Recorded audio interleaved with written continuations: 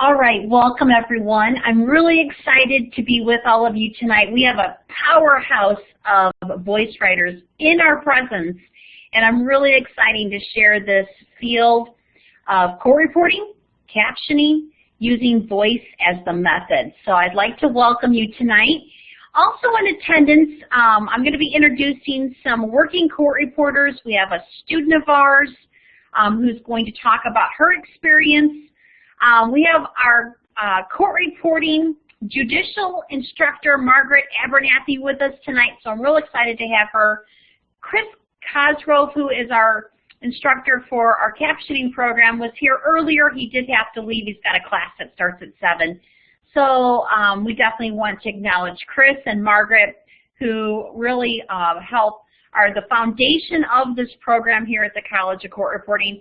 And then, of course, we have Bettye Keyes, who's an official court reporter.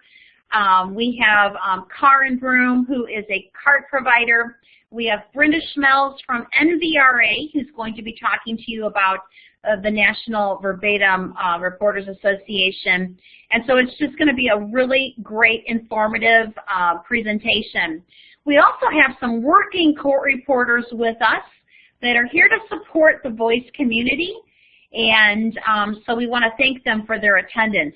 And I'm real excited tonight to introduce Caryn Broome, who is a nationally certified court reporter, CART provider.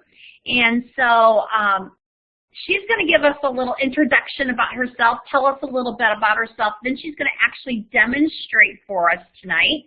She's going to show you how she does CART providing. So everyone, let's welcome Caryn. Hi, everybody. So what you're looking at is actually the type of CAT software that I use for what I'm doing as a CART and captioning provider. And I'll start with a little bit about myself, and then we'll take a look at the screen a little bit more in depth, and you can ask some questions about it. I went back to school to be a court reporter in 2010, and I finished up the program in 18 months. But I was very blessed in the respect that I completely ignored my family and had a husband who did everything. so I was able to go to school at 8 o'clock at night, and I didn't come home until about 7:30 or 8 o'clock at night. Or sorry, 8 o'clock in the morning, didn't get back until about 8 o'clock at night. And so it was pretty easy to just kind of push through and be like a gazelle.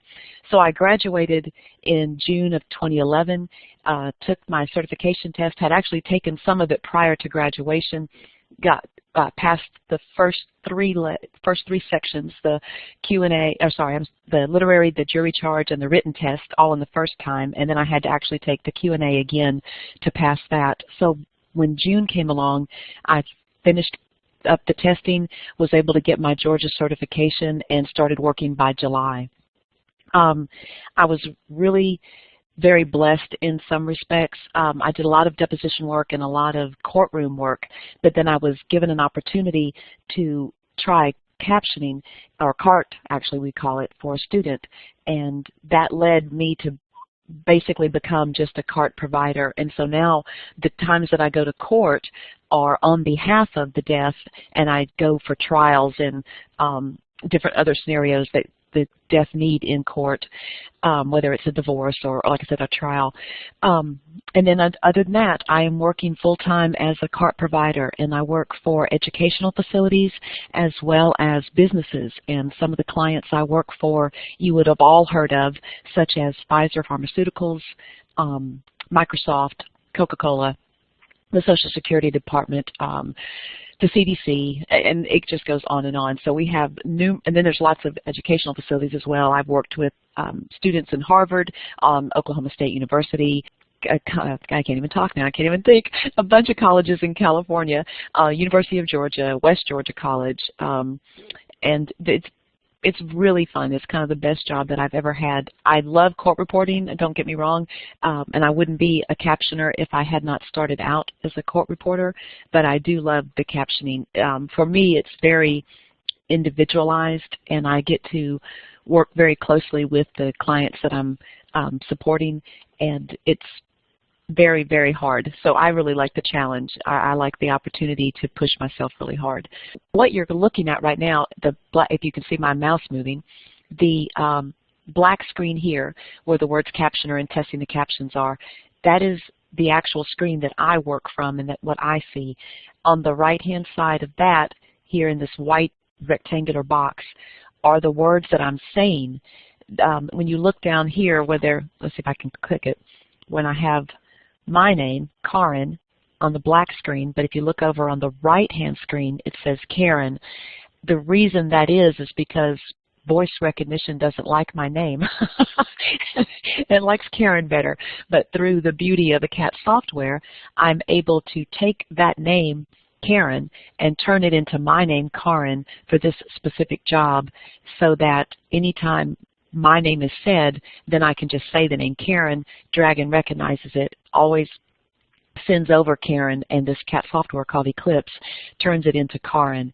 So it's kind of like cheating, and you'll get farther into that as you get into the school as well, and you'll learn different tricks. We have voice codes and voice briefs and things that we do to make the words come out on the screen accurately. So basically, you repeat what you hear, but you say it in a way that the software will recognize what you say and turn it into what you want. And you'll learn a lot more about that when you're in class. So it's not like you are mindlessly parroting what someone is saying. Every word that they say, your brain is multitasking, and you are making decisions on if you have that word in your vocabulary. If so, can Dragon understand it and recognize it, such as the example of my name? Do you have that word defined in your dictionaries? Just a lot of different things that you're working on simultaneously, and it's really, really fun, believe it or not. Sounds like it will be crazy, but it is a little bit at first, but you will very quickly get used to it and like it. On the right-hand side of my screen, where over here that I'm moving, is what we call our dictionary, and this is part of the CAT software where I format. I use different things that I'm saying, and I format to have words come up accurately. Up here on the top where it says SPE2, that I would say the word SPE2, and my name, Caryn Broome, would show up on the screen. On the left-hand side again, where you see the word captioner, that's actually me saying SPE5 over here, a number 74 on the dictionary. And then where you see Lisa Morton on the left-hand side, that is actually SPE1, and you can see her name. So there's a lot of elements to the CAT software that does the formatting for you, so that what the end result is either a transcript in perfect working order to be able to hand to your attorney or your client, or in my case as a captioner, the end result so that the reader is able to watch what's happening and know exactly who's talking and when. Before I turn it back over, I do want to point out one thing. You can see right underneath her name, Caryn, you see the word PIRC, and you're probably wondering, what is PIRC? And that's one of those voice codes that she's referring to that gives us a period. Because if we can't have the word period, if we said period, we get the word period. So she says PIRC, and it gives her a period. So we have to include punctuation, and those are the things that we'll be teaching you if you decide to enroll in our program. And you know, it's really interesting to see how all the magic works. Caryn, did you want to talk a little bit about this screen here, about your agency that you work for, or anything as far as being a president of your Absolutely. So a little bit about me. The CMB Reporting Services is my company, so it's for Caryn Michelle Broome Reporting Services. I started that company right after I graduated and became my own independent contractor. When I first started working, I did not go straight into working for a specific court, and I worked as a deposition writer and as a fill-in in court, and so I wanted to be able to have a business card and have a business and have everything ready to go and be able to write things off on my taxes, all of that stuff. So I highly recommend that when you guys become court reporters that you make yourself an LLC, and it's very easy. You just get yourself an accountant. If you need one, I can point you in that right direction. Make yourself an LLC, make yourself your own business, get yourself some really great business cards, and realize that you are 24/7 your best and probably only marketer. And I will say this too, when you guys become a court reporter and you are marketing yourself, every transcript, and in my case, every client, is your swan song. And so I tell everybody you're kind of as good as your last song until you build up a reputation in the industry. And it doesn't take long. It's a very small world. Everybody knows everybody. Bettye, Brenda, we all know each other. We've known each other for years now. Barb Hartwig as well, Chris Cosgrove. I know all of them. And so it's very easy to make friends. It's very easy to network, and it's a wonderful, wonderful group of people to work with. But that being said, they will know everything about you very quickly. They will know the quality of your transcript or your accuracy as a captioner, even as an accuracy in as your court reporting if you're offering a real-time feed, which I will go into later, but tell you certainly that's what you want to do. So I say all that to say, as part of marketing yourself and you becoming your own independent contractor and you're becoming your own business, just remember that you are marketing yourself. You are sharing yourself 24/7 everywhere you are. You're at the grocery store, you're at your church, you're at your children's school. You just never know where you might meet somebody that would need your services and you would want to have your business cards ready. But as far as other things that I've done, GCCRA stands for the Georgia Certified Court Reporters Association, and that is our state association here in Georgia. Whatever state you are in, if they have a state association, I highly, highly encourage you to become part of your state association. Back to the marketing side, you will meet people, be able to make jobs, make friends, or obtain jobs, make friends, network, get advice, get with a really good, quick group of people that can point you in the right direction when you have a punctuation question or you're not sure about what to do in this XYZ scenario that's going on in court. And you will have questions, and no matter how good the school is, and this school, of course, is wonderful, you will get out there in the real world and go, uh-oh, what am I doing in this particular situation? So in joining your state association, you'll be able to find help because those people will be under the same authority that you are under in making your transcript. I joined my state association before I ever graduated from Brown College, and I'm now the past president of that state association. I just went up through the ranks, which again everybody would do, and you should do. But it is just awesome. I can't say enough about your state association. As far as the NVRA secretary position, that is my current role with the National Association, and I have been their secretary now for almost a year, and it has also been a tremendous asset to me personally and professionally. Personally, in just meeting wonderful, wonderful people. Professionally, as far as being able to obtain jobs, there is nothing like saying that you serve on the board of your association and people just think you're just the smartest. And I'm not saying that I am, but they sort of think you are. So it really does help with getting jobs. As far as becoming the real-time verbatim reporter, it says 2001, but it's actually 2011. When I graduated. When I graduated school, the only method that I was taught was real-time. I didn't know that there had been reporting for voice writers with a mask and a Martel recorder. Now, what I was taught was just to produce a real-time feed, and that's what you guys will be taught. It's the only way to go. If you're learning any other way, you're wasting your time, because as technology progresses and as attorneys and judges start to realize that you are capable of delivering a transcript or a live feed to them in court, or the transcript that afternoon or later that evening, they are definitely going to want it, and it is a tremendous marketing tool for yourself. One of the questions I see here from Tamara said, how long was I a court reporter before I changed? I still am a court reporter. I still can maintain my certifications. I don't want to give that up at all, because I still go into the courtroom for the deaf. And I go in as a captioner, but if I ever had to, go in or wanted to go in, I still want to be able to stay a court reporter. I was first offered the opportunity as a captioner about 6 months maybe out after I graduated, but it was a very slow process, and I would tell you guys, if that is something that you're interested in, we can certainly, you can have my email address and I'll be happy to mentor people and walk them through the steps. But it is very, very challenging and something you would want to take nice and slow and make sure that you set yourself up for success.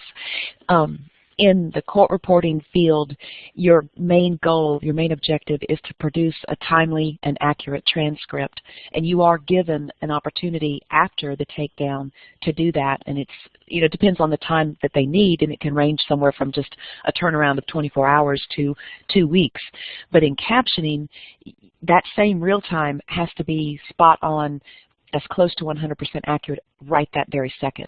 So it's a different mindset, it's different things that you do with your software, different things that you need to be very, very familiar with your CAT software, and there's just a lot more to it. But I would tell you to take it slow, and you can certainly do it. If I can do it, you can do it. It just takes practice. But I started out 6 months or so, and I had one student 1 day a week. So it was not a money maker. If you guys are thinking that that's the way you wanted to do that, I made $60 a week. So, but it was wonderful. And at the end of the semester, I was able to prove to the student as well as the service that I was working with that I was capable and competent enough to be given another class. And so I was given a secondary class, and now I had this one student but for 2 classes. And so it's really, really fun. But like I said, I would definitely tell you to take it slow and make sure that you know everything you can know about court reporting before you go into captioning, because it very much sets you up for success. The transcript production and the proofreading, and the ability to punctuate someone else as you're taking down, all of that is what they're going to teach you here in college, and you have got to have that down pat. Caryn, I have a question for you. I know a lot of people ask me all the time, like how, you know, voices, I know it's not a new method, but it's becoming more and more accepted.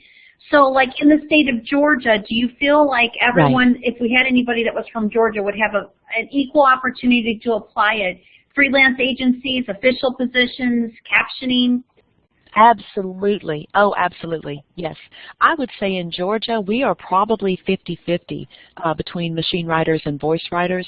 And voice writing, now when I say 50-50, I may even should make that into three sections. So you have 50% as machine writers, then you would probably have 40 or 35% of the other 50% of voice writers are not on a real-time system. They are excellent court reporters. They do a fantastic job, but they have not stepped into the new technology for whatever their personal reasons are.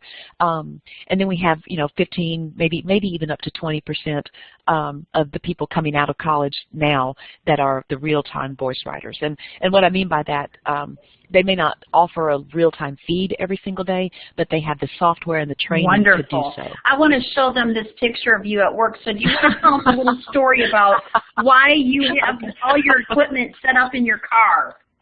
Yeah, okay. So, yes, as a captioner, you will bend over backwards for your clients and your students. I was sitting here working, and that's another thing, too, is even as a court reporter, you guys need to be prepared for the weirdest case scenarios and just be ready to go.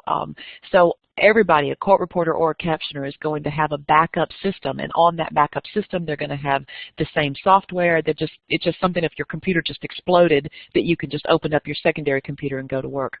So here I am with 2 computers all ready to go, and we had this big lightning storm and thunderstorm going on at the house, and lightning struck right by the house. It struck the transformer on the subdivision and took out the lights and took out my internet, and my class was starting in 10 minutes. And I just freaked out, and 10 minutes is not enough time to give your company to find someone else, usually. I mean, they can do it, I guess, but it's very stressful on everybody. It's stressful on me, on the company, and on the student, because they're just standing by, you know, hoping that you're going to log on. So I called my neighbor down the road and asked her if she still had electricity and Wi-Fi, and she said she did. And in 1 minute, I grabbed both computers and myself and jumped in the car and sat in her driveway. and did my job in her driveway.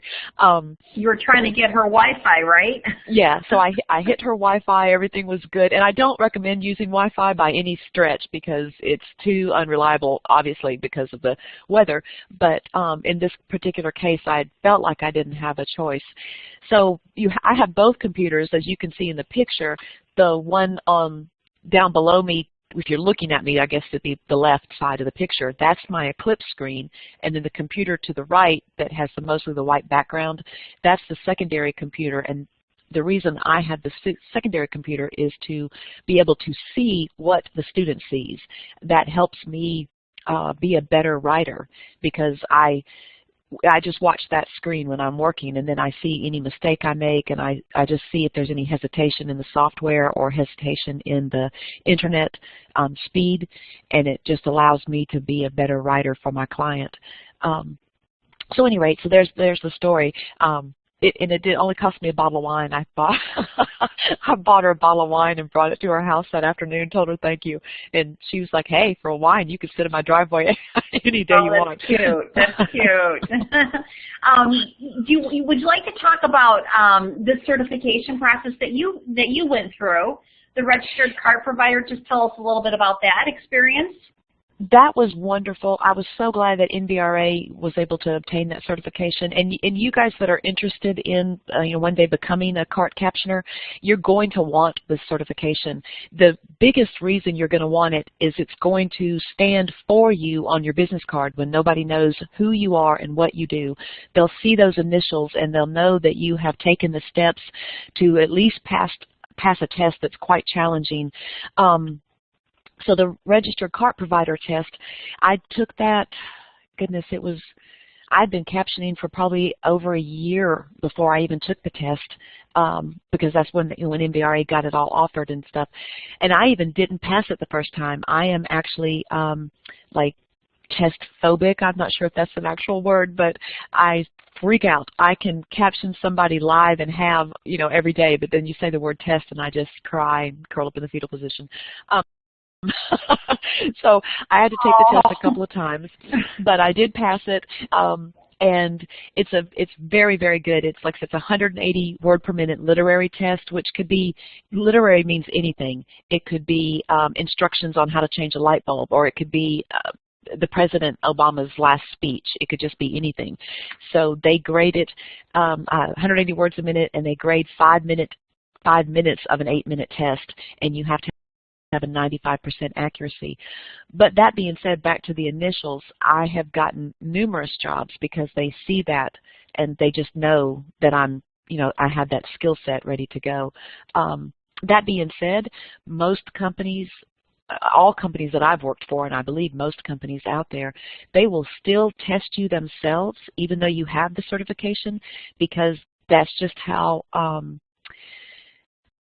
they want the best of the best of the best, and so they want to see for themselves that you are the best of the best and that you are able to offer their client the most accurate feed that you can do. And that's not to say that we don't make mistakes, because we certainly do make mistakes, but they just want to, the companies that I work for just want to test you themselves. But I do say having that certification gives me a higher level of income. When people request specific certifications for captioning, then when you have that certification, then you can, you're allowed to charge for having that. So it certainly is worth it. Excellent. And we are going to have Brenda talk about that at the very end too. So I appreciate you telling us, sharing a little bit about what you do on a daily basis, your background and so forth. So thank you so much for that. At this time, I think we'll kind of back it up here and introduce Bettye. So we'll watch as she shows us how she would be captioning Bettye. So I'll turn it over to you, Bettye. Thank you very much, Lisa.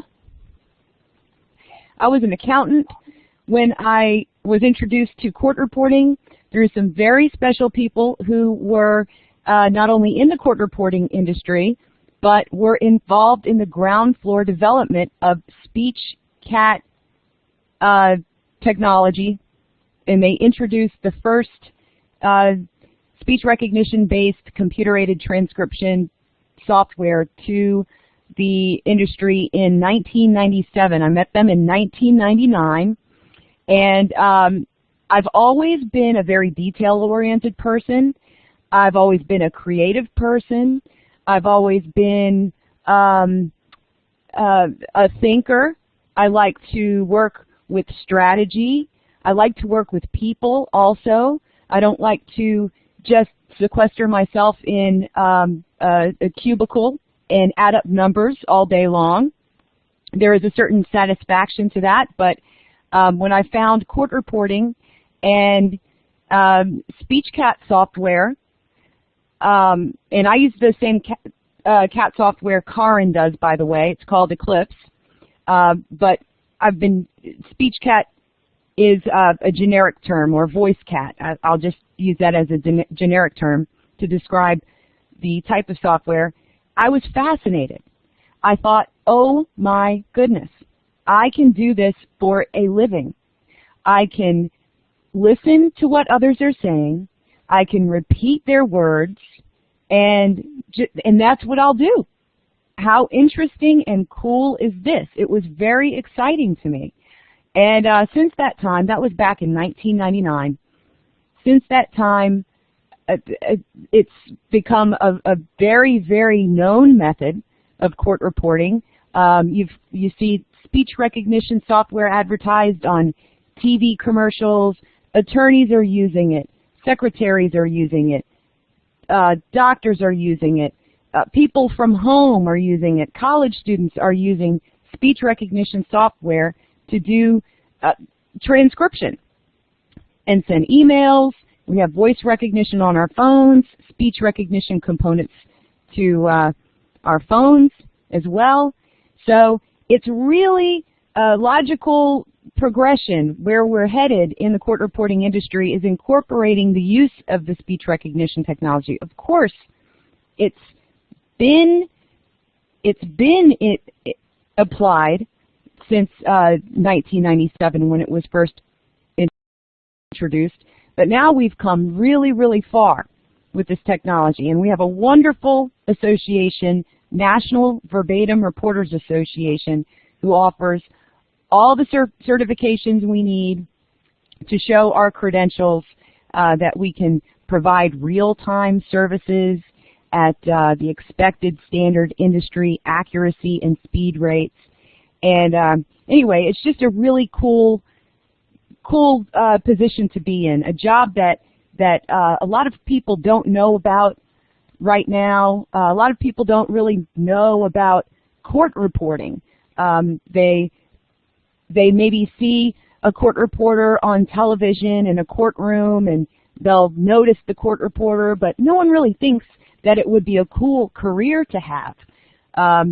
So anyway, you have a really blessed opportunity to have come across this webinar to find out about this really cool career that pays very well, mind you. What I like about voice writing, court reporting, CART, captioning, and especially court reporting, that's what I'm doing now, is that you do get to interact with people. And if you are a detailed person, then that works to your advantage. I also want to say another thing is that you can learn this career at any age. This is not a career that you're going to grow too old for. In fact, the more experience you have in life in years will lend to your ability to do this job very well, because you will have more exposure to words and in the context of whatever information you're going to be reporting. So you'll be able to interpret it and understand it more readily. So I see that Caryn is doing an excellent job on these captions. It looks like magic. And please do not be intimidated by what you see on the screen. Yes, Caryn said it's a very challenging type of job to have, but it's challenging in a good way. I remember her saying that as well. I feel the same way about it. So I wanted to also do a demonstration at some point, and let you all see what is creating this magic you see on the screen from Caryn right now. Okay, so I'm going to turn it back over to our whiteboard and let you get set up. Betty, I want to thank Caryn. She did an outstanding job captioning this session so far, so thank you so much for that. Okay, so I'm just sharing my entire desktop here. I'm just going to do a quick demonstration of what it sounds like when we are speaking, when we are listening to others, the words others speak, and we're repeating it.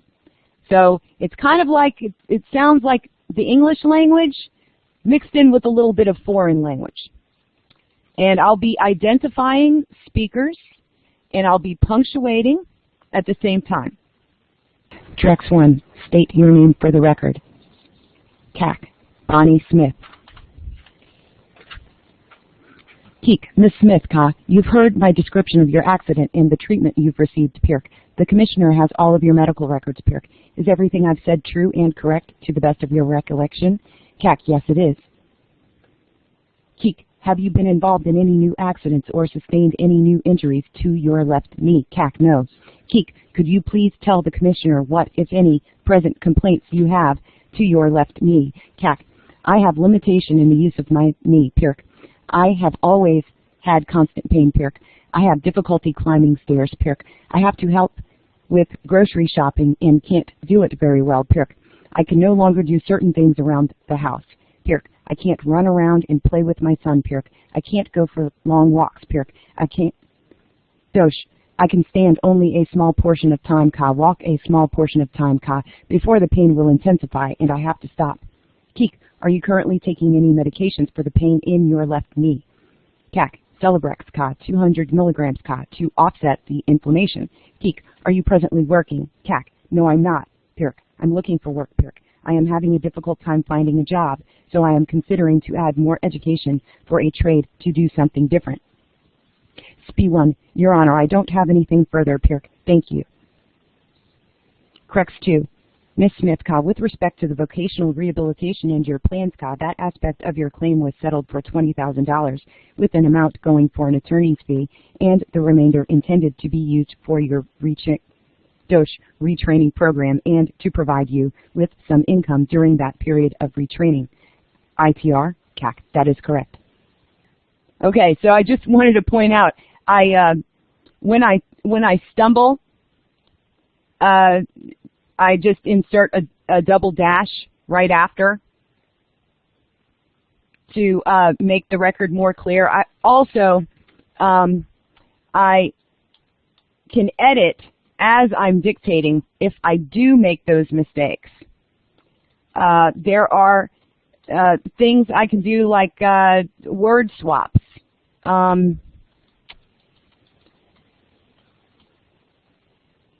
So if something comes up incorrectly, the words will and wheel sound very similar. If what was intended was the word wheel, I can easily swap that word out. And as I'm swapping words out, it's also training the system to, in the future, if it comes up wrong in the initial phase of the word passing through, the software I use will see that it's coming through incorrectly according to the context and will output it correctly. It will change it to the correction that I just made here when it occurs in the same context again in the future. So there's a lot of nifty things to getting this software to work and all kinds of little tricks to help you do your job better, even when you do make mistakes or don't dictate perfectly clearly all the time. So no human being is perfect, but we always do our best, and that's why this software is designed for that, to catch our mistakes and assist Bettye, us. I do want to let everybody know, because this is amazing that you're able to do all this. Bettye wrote a textbook, and that is what we use here at the College of Court Reporting. So she's willing to share her tricks of her trade, so to speak, and she wrote a textbook, and we use her textbook in our court reporting voice program. So Margaret Abernathy, who I mentioned at the beginning of the hour, is our instructor, and she uses Bettye's textbook, and we're thrilled to have Bettye here with us tonight sharing her her knowledge with us. So I'm going to turn it back over to you, Bettye, but I wanted to let everybody know that we do use your textbook. Okay, thank you very much. Well, so that's the demonstration, basically the gist of how it works.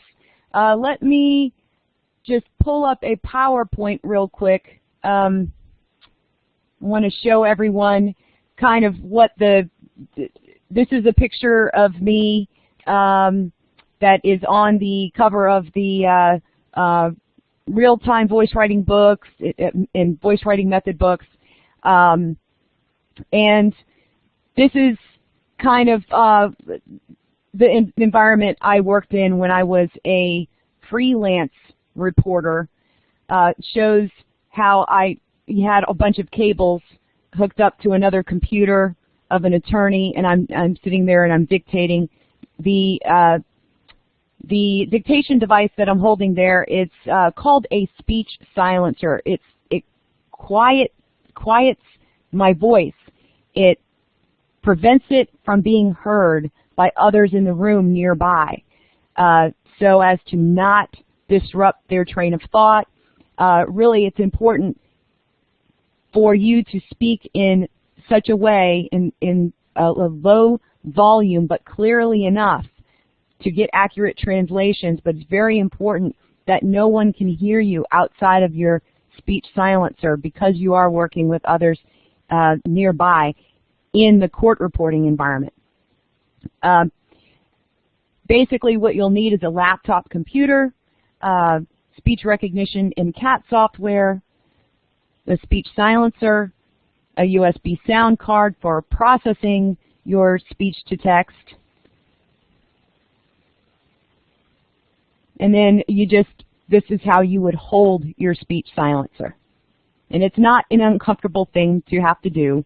You really get used to it, and it's not a very difficult thing to get to learn. I like to tell people real-time voice writing is easy to learn, but difficult to master. So you'll be able to get to pretty high speeds right away if you put the work into it. 140 words per minute. I know that sounds really fast, but that's very commonplace. That 140 words a minute, that would be pretty easy to do. Punctuating, identifying speakers, just with a little practice. And just remember, speaking is natural. We've been doing it since the age of 2 or so. So that's one thing we don't have to worry about. But it's the punctuation and identifying speakers. Don't let that intimidate you. I like to tell people it's easy to learn how to punctuate verbally when you recognize that you're seeing the punctuation in your head when you're typing it manually. When you're typing a sentence manually, when you're doing a letter, you're putting the punctuation in as you're typing the sentence. You're not typing the sentence and then going back and putting the punctuation in. It's automatic. So you'll learn that. You'll discover that to be a pretty automatic process, so as to not be too intimidated. Now, real-time voice writing being easy to learn, difficult to master. This is where it's difficult to master, because once you get up to, say, the 90 to 92% range, you really need to get over 95 in order to pass a certification exam. So that's when you're really going to have to be more expert at making your dictionary entries. Let me show you kind of an example of some dictionary entries here. Now let me open up my dictionary. There's all kinds of things, all kinds of conflicts that I would want to avoid. The first time I encounter a conflict, I want to make sure I absolutely never, ever again encounter it. And the way I do that is I make dictionary entries. I also want to cut down on my need to say punctuation for repetitively occurring phrases, such as commas before and after Your Honor. The word sir is always going, let me search for the word sir. Oops. The word sir is always going to be surrounded by commas. So whether I say yes sir, no sir, sir, state your name, sir, were you there, sir, on the night in question, how are you today, sir, I never have to dictate commas around sir. That's one small example. So imagine not having to dictate very much punctuation, except for things like a series of words, apples, oranges, and pears. Obviously, you want to put commas there. There are so many words that you will need to, that aren't going to be common phrases to the English language, that you'll just need to dictate that punctuation. But you can save yourself so much time not having to dictate punctuation if you build up those phrases. That's what gets your accuracy up. The fewer syllables you have to dictate, and that means reducing the punctuation. There is, let's see, here's one I encounter in my work. There's accessible physical therapy is a proper name of a clinic. So I always want that to appear in capital letters. What you see on the left side of the screen, well, first let me explain. This is a database of input and output instructions. The left side of the screen is it represents the text that's coming in from the speech recognition engine when you speak, what is being processed by your CAT software. If you have a database entry telling your CAT software to do something different, output it differently, then your software will output it in whatever format you specify. So here it shows I want that to always appear with initial caps. Anyway, there are so many examples. It just goes on and on. I think I'll look back here at the screen and maybe I'll stop sharing my screen for a moment. If there, sure, I can put it on back on the whiteboard for you. And we really appreciate that demonstration. That was awesome. I know that, could you tell us a little bit how an official court reporting position is acceptable in your area using voice? Because that's a question we get a lot about, you know, if where I live, I know your state is an approved state for voice, but can you tell us how accepting the voice method is? Oh, sure. Well, in my office, we have 12 court reporters, and 3 of us are voice writers. So I think there are, the majority of court reporters in the United States are stenographers, but more and more voice writers are coming into the workforce. So, and I believe, and Caryn is knows all about the Georgia Association. I believe I remember hearing that it was 50-50 voice writers and stenographers in the state of Georgia. And Caryn, please correct me if I'm wrong about that. Correct. I heard that a couple years ago. That's correct. Okay. So really this method is catching on and growing. You know, like I said earlier, it just makes sense. It makes sense to look at other methods of creating a record, because a lot of folks suffer from carpal tunnel. You know, it would be a shame for for stenographers who have had a wonderful career to have to exit their career and go in a completely different direction just because of the repetitive stress that's unhealthy for them. And also, as far as the acceptance level of speech recognition being used in court reporting, you know, it's new technology is always going to, at first, people aren't going to know how to take it, and maybe there might be some fear associated with speech recognition or any technology replacing the human being. But, you know, the thing is, as technology evolves, we've always, the humans have always been in control. You know, our roles change is all, and maybe the methods of how we do our jobs and use the technology, that evolves. So the court reporter, the human being, is the one certifying the record. That's the important thing. Anyway, I almost forgot to say this. I just want to bring this point back home again about the acceptance level of speech recognition in court reporting. Dragon Naturally Speaking speech recognition software, there are commercials running all the time. There are lots of folks using speech recognition on their own, so it's not a shock for anyone to know and see us court reporters using this. That time, I believe, has really come and passed. Now we're just implementing, and more people are coming on board with real-time voice writing. There was a lot of strain in the beginning, a lot of questions of, oh, is this going to be accepted? But it's just being embraced is all I see. Yes, and we're excited about that too. So, I know that you have a couple of certifications. Would you like to talk about your certifications?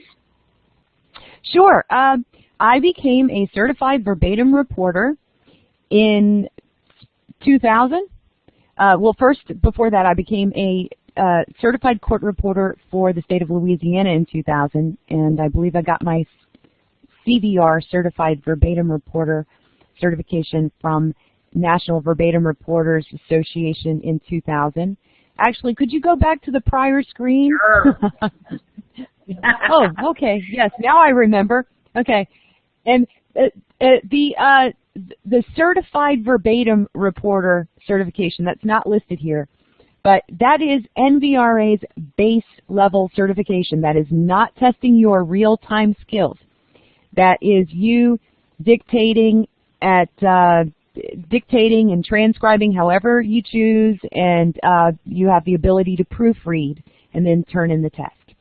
Then I obtained my real-time verbatim reporter certification right after that, and that test by National Verbatim Reporters Association also, that test does test your real-time skills.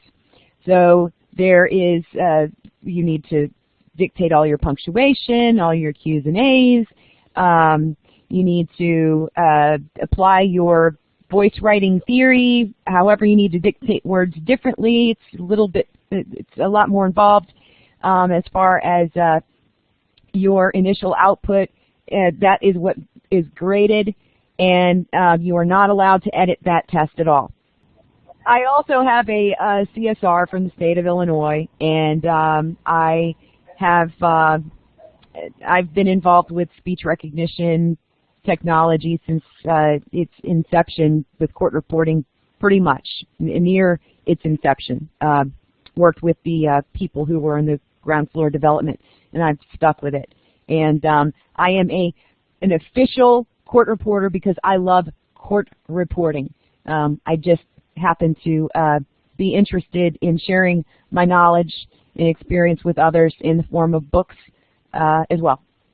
So I think that's enough about me. We have a lot to learn about you, so we really enjoyed that. Thanks so much. Okay, so we're going to move right along here. They've already touched about a few of these things, and then we've also have a student that's going to talk about her experience, and then Brenda is going to be talking about the NVRA Association. Why do people choose the voice over steno? That's a question we get a lot here. The training takes less time because when you're a steno writer, you have to learn the steno language. So at the College of Court Reporting, it takes you 8 months just to learn the steno language, and then you begin building your speed. With voice, you already know how to speak, so you can start right in on building your speed.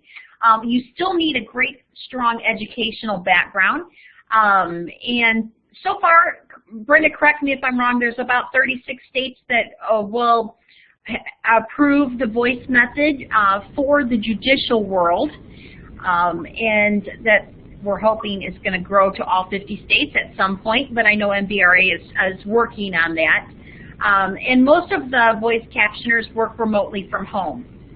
So one of the main reasons I think people choose voice, and you guys can chime in on this, is it does take less time. As she said, it's easy to learn. It is still difficult to master, so don't think it's going to be a piece of cake. Brenda, did you want to add something right now? I think what you said is spot on. I will say MBRA is working hand in hand right now with a group in Illinois trying to get voice writing accepted there. Since Illinois borders Missouri, I'm very interested in that effort and working with that group. And I was contacted not long ago by a gentleman who is a past president of NCRA who would like to see voice writing accepted in California. Oh, that would be wonderful. The California students would love that. Yes. And Lisa and Brenda, yes. I would like to chime in too. I noticed this picture, a military voice writer. So that just gave me a thought. I just attended the graduation ceremony of the U.S. Army on Friday. And this is a good thing to come up because, you know, the U.S. Army, they have all switched to the voice method. They are all using the voice method, and they are doing it live in real time in court now. And this is the first graduating class who will be doing it that way. And I had some involvement with that. I'm very proud of that. And I would just felt so honored to be a part of that. And that is one of the reasons they chose voice writing, is the software is so advanced now, the accuracy is so amazing, and the training time is a shorter period of time. And when you're enrolled and you're enlisted in the military for a short time, you know, for 4 years, you can't spend most of that time getting individuals ready to do their jobs. You have to train them quickly, and that was the best method that they came up with, that they used, that they found. So anyway, glad to see that picture there. Yes, and thanks for your involvement with that, Betty. That's great. Typically, we have 2 programs here at College of Court Reporting. We have a captioning route, and we have the judicial route using voice. Of course, in the judicial, we also teach steno if you're still interested in steno. It typically takes, for the captioning program, anywhere from 2 semesters to maybe 4 if you're brand new and want to earn a certificate.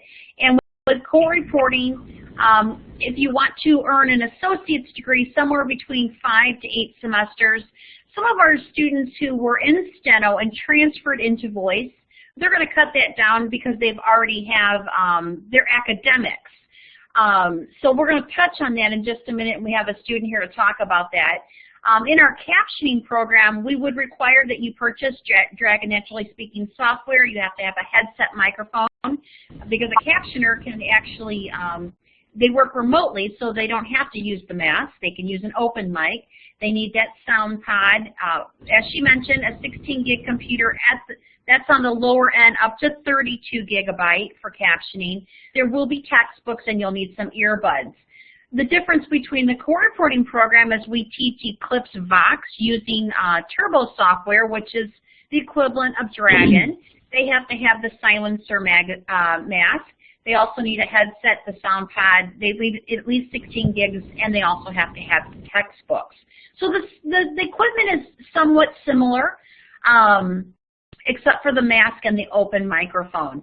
So as you can see, for court reporting, we require all our students have a class on medical terminology, legal terminology. They have to know that CAT software that both Bettye and Caryn have demonstrated. We do use Eclipse, so we have a class for that.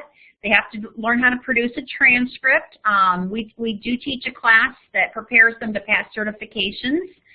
There's a court reporting procedures class. We have some modern history, culture and society, English, punctuation, and there's an internship. So I know I'm going through these quickly, but in the captioning program, we want to introduce you to voice captioning. Our first semester focuses on the financial calls to prepare you for relay calls and financial calls. Our second semester prepares you for broadcast news. And again, there are also academic classes if you're interested in getting your certificate in voice captioning. So we have a very well-rounded program because, like both the ladies have said so far, it's one thing to learn the voice commands and develop your skill, but you have to have a really strong vocabulary, a really good solid punctuation background to produce those captions and transcripts. We actually do offer financial aid if anyone is interested. We participate in the FAFSA program, which will tell us if you're eligible for both Pell Grants and student loans. And so we do offer financial aid for those who are interested in hearing about that. So at this time, I want to turn it over to our student that she can share a little bit about her program. Her instructor, Margaret, is here present, and then we'll turn it over to Brenda. So Jennifer, I'd like you to maybe tell us a little bit about how you started off at CCR and what you've learned so far this semester. Thanks, Lisa. My name is Jennifer, and I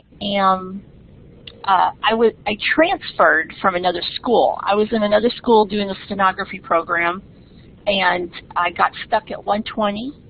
Could not move on. Everything was there was personal problems going on and life, and I just could not get anywhere with the school I was at. So I researched, I talked to people, and I decided to transfer to CCR.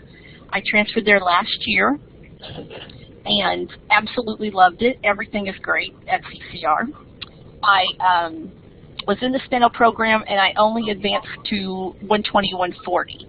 And we found out that we were going to have a voice program, and I was really interested in it. So I did my research, I talked to Nikki, and then I talked to a court reporter in North Carolina where I live, and she is a voice reporter. And after talking to her, I decided to make the switch.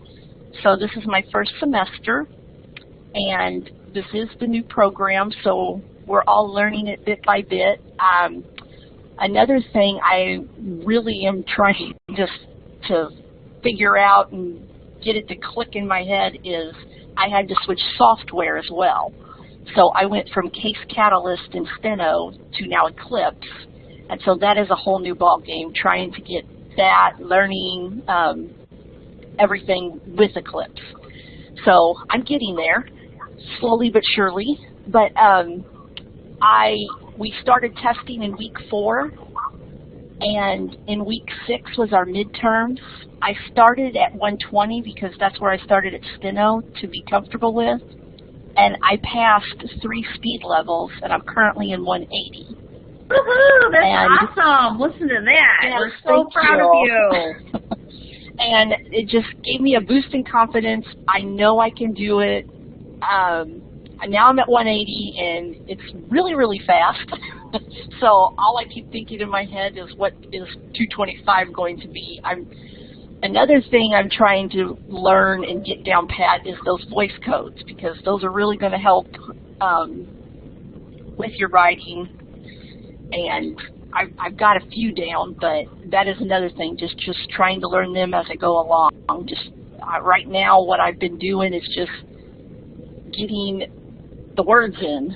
So it is a very interesting thing to do. I really love it. I got to also go with a voice reporter to a deposition a few weeks ago, and I got to sit in with her, and she made me bring my mask and everything so I could practice. I was a nervous wreck, and I was afraid they were going to hear me. I was talking too loud, that type of thing, but everything went smoothly, and I think that helped a lot with my testing as well, because they talked really fast, and the lawyers spoke really, really fast, and I tried to hang on as best I could, and I felt like after that, just testing, it just helped a lot.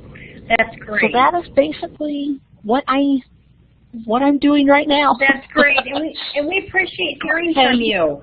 We do require an internship, so these types of things are awesome and really a wealth of information for our students and our new grads. So I appreciate you sharing that, and I appreciate all the work that Margaret has done teaching our court reporting voice program. She's been doing an awesome job for us, and Margaret is one of our graduates from our college in Steno and started working as a CART provider and offline captioner and went through our voice program and is currently a captioner. So we're really very pleased and proud to have Margaret on board for us, and you will all be in good hands if you decide to start the reporting program with Margaret. So at this time, I'd like to turn it over to Brenda, who is the president-elect of NVRA, and she'll give us some information on what the association does for its the working reporters as well as students. So go ahead, Brenda. Thank you very much, Lisa, and I want to extend my congratulations to Jennifer. Good work. It's very hard to follow after my two idols here, Caryn and Bettye, but I will do my best. I will take over as president of NVRA in July at our convention in Greenville, South Carolina. So if any of you want to know more about that, the agenda will be published later this week on our website, which is nvra.org. The National Verbatim Reporters Association was founded in 1967. It is the only national professional organization that is dedicated to the practice of voice writing. We do accept members who are steno writers as well as voice writers. And we support our members by our legislative efforts. I mentioned Illinois and California just a bit ago. A few years ago, we were active in Oregon. Oregon was trying to pass legislation prohibiting voice writing, and we were successful in stopping that. A year ago or so, we were in Florida participating with CCR in establishing the rules that were being set up for certifying court reporters in Florida. We advocate for our members in these states where they're having problems. We can't do it if we don't know about it, so we are constantly seeking input from our members, and they're usually pretty good about letting us know about problems. The benefits we provide to our members are, of course, the certification programs. I'm not going to spend a lot of time on those individually because they've been covered pretty well, but I just read a association newsletter the other day that said that across all professions, individuals who have certification tend to earn more money than those individuals who do not have their profession's certification. And that is just the best way to put yourself one step above everyone else in your profession who might be competing with you for a potential job someday. So I can't encourage you enough to go out and seek your state certification and your national association. And thank you, Lisa. I forgot to tell you about myself. I graduated from St. Louis Community College in 2003 with a degree in court reporting with honors as a steno writer. Here in Missouri, to work as a reporter, you have to be certified. I spent the next few years as a steno writer trying to pass that certification. Missouri allowed me to work on a temporary basis, but then in 2006 they took that temporary certification away from me. but I did work in that meantime as a freelance reporter and an official. So 2006, I continued practicing and beating on that machine day in and day out, cutting my social life down to nothing, and I still wasn't passing it. In January of 2008, I spoke to a couple of friends who had switched from steno to voice, and in January 2008, I started self-teaching. I went to take Missouri certification test in April of 2008 as a voice writer, and I passed. So I have been working as a voice writer since June of 2008. I am an official, but I do some deposition work. And with my certifications, they have given me quite a reputation, and I get lots of calls to do deposition work. Frankly, more than what I can do, but I'm always happy to do it when I'm available. And I saw someone posted a question earlier about, do attorneys accept voice writing? And what I have found is, and working very near the border of Illinois, I have come in contact with attorneys from Illinois who all they have ever seen are steno writers. And no one has ever questioned my ability. No one has cared that I was there. I've had a few ask for a demonstration so that they could see my real-time screen and see what I was doing. So I wouldn't worry about what the attorneys think. The problem comes from steno writers and NCRA. They are our biggest problem. They are the people who are afraid that we will take their jobs. And we don't want to take their jobs. We want to ensure that there is a live person in that courtroom and in that deposition suite. All right, going on to what NBRA provides. Our membership consists of students, court reporters, CART providers, broadcast captioners. As I mentioned earlier, we do place an emphasis on voice writing. Talked about certification. We have a listing in our reporter search database on our website. You can do a search by reporter name. You can do a search by state to find a reporter. We provide technology updates through our conferences, our annual convention, and through our official publication, which is the e-voice. And of course, one of the biggest benefits of membership, in my opinion, of a professional association is the networking and the information exchange that you share with other members. There is no way to explain just how important that is. Very often as court reporters, we're in, well, always, we are in a deposition suite by ourselves. We are in the courtroom by ourselves. We're at home in the evening working on our transcripts by ourselves. We're in our office at the courthouse working on transcripts by ourselves. We don't have another court reporter sitting right next to us to answer questions about how to do things. So meeting other professional court reporters, captioners at conventions, your state conventions, your national conventions, gives you a network to draw from. And that is so important. And you make some lifelong friends, such as Caryn Broome and Bettye Keyes. Our next certification test is going to be in Kansas City on May 14th and 15th. And I will be there myself testing.